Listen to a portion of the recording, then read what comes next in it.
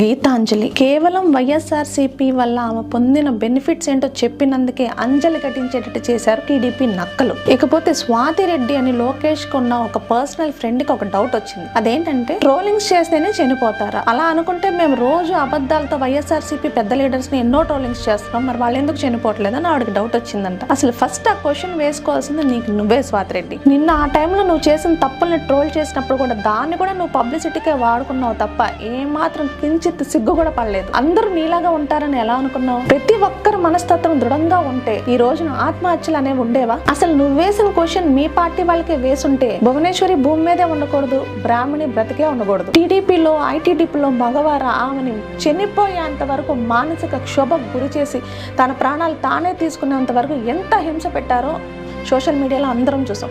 కానీ ఒక మహిళ ఉండి చనిపోయిన తర్వాత కూడా ఆమెను ఎన్నో నీచపు మాటలతో పోస్టులు పెడుతున్న స్వాతి రెడ్డి లాంటి